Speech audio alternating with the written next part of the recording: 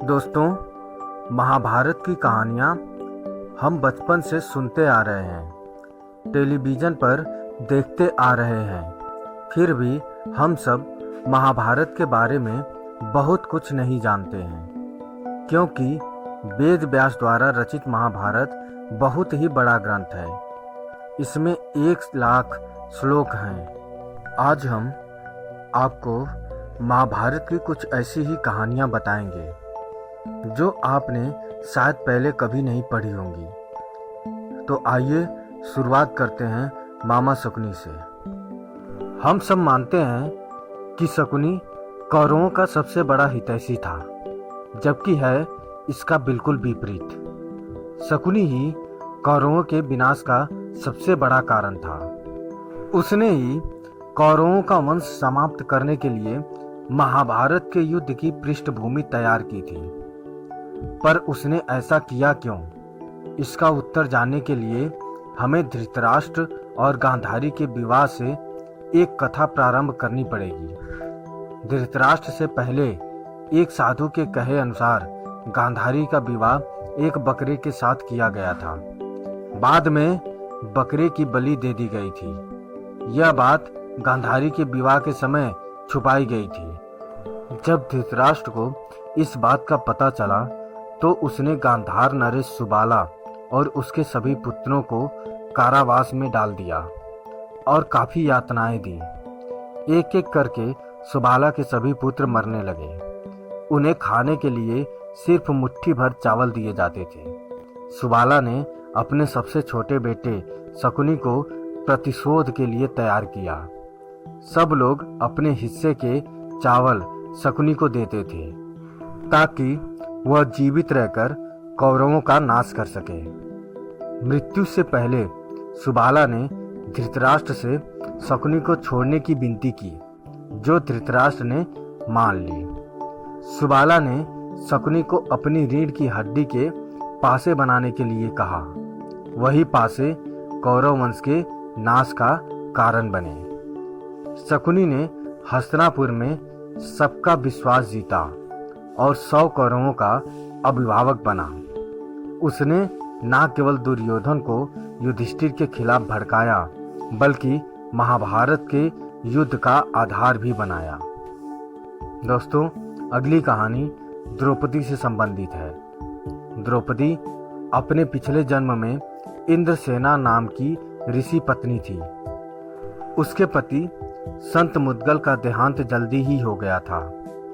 अपनी इच्छाओं की पूर्ति के लिए उसने भगवान शिव से प्रार्थना की। जब शिव उसके सामने प्रकट हुए तो वह घबरा गई और उसने 5 बार अपने लिए वर मांगा।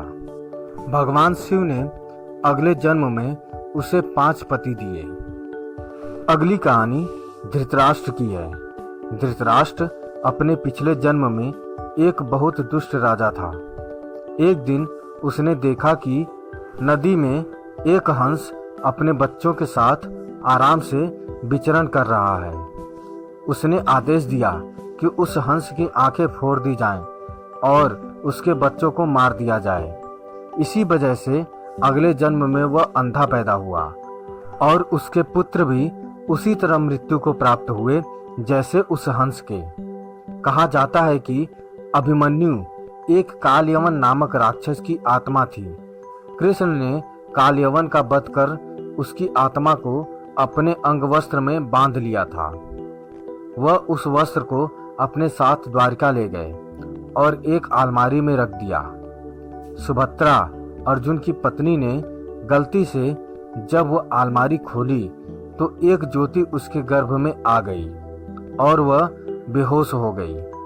इसी वजह से अभिमन्यु को चक्रव्यूह भेदने का सिर्फ आधा ही तरीका बताया गया था। अगली कहानी एकलव्य की है। एकलव्य देवाश्रवा का पुत्र था। वह जंगल में खो गया था और उसको एक निषाद हिरण्यधनु ने बचाया था। एकलव्य रुक्मिणी स्वयंवर के समय अपने पिता की जान बचाते हुए मारा गया। उसके इस बलिदान से प्रसन्न होकर श्री कृष्ण ने उसे वरदान दिया कि वह अगले जन्म में द्रोणाचार्य से बदला ले पाएगा।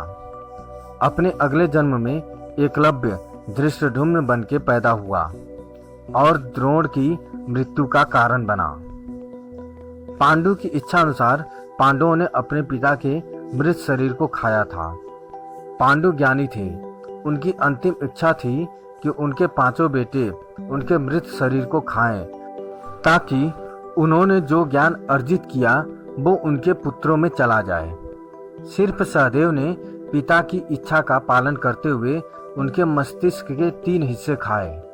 पहले टुकड़े को खाते ही सहदेव को इतिहास का ज्ञान हुआ, दूसरे टुकड़े को खाने पे वर्तमान का और तीसरे टुकड़े को खाते ही भविष्य का। हालांकि ऐसी मान्यता भी है कि पांचों पांडवों ने ही मृत शरीर को खाया था, पर सबसे ज्यादा हिस्सा सहदेव ने खाया था। कुरुक्षेत्र में एक जगह है जहां माना जाता है कि महाभारत का युद्ध हुआ था।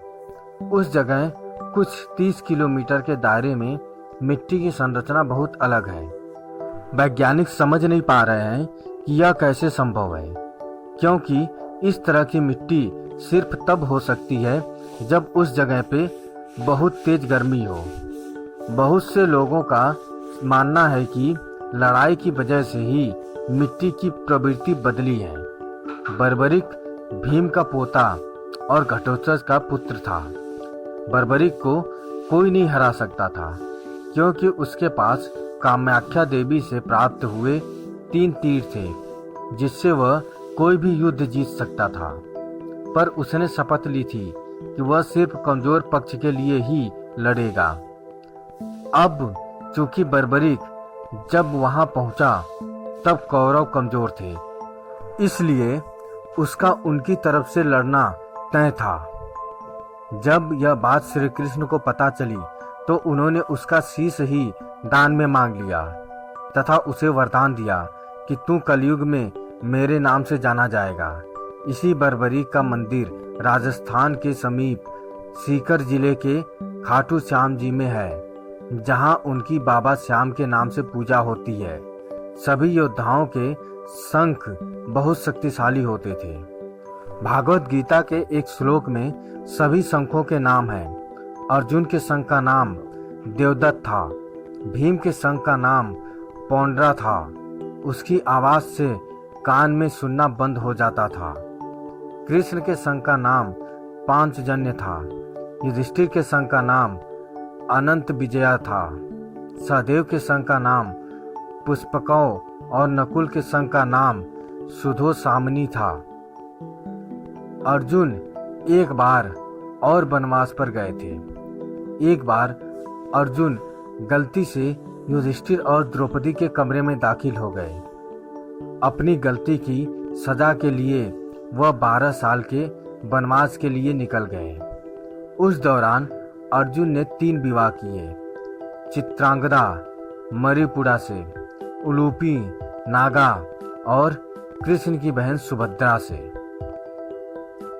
दोस्तों, महाभारत की यह अनसुनी कहानियाँ आपको कैसी लगी हमें कमेंट करके ज़रूर बताएं।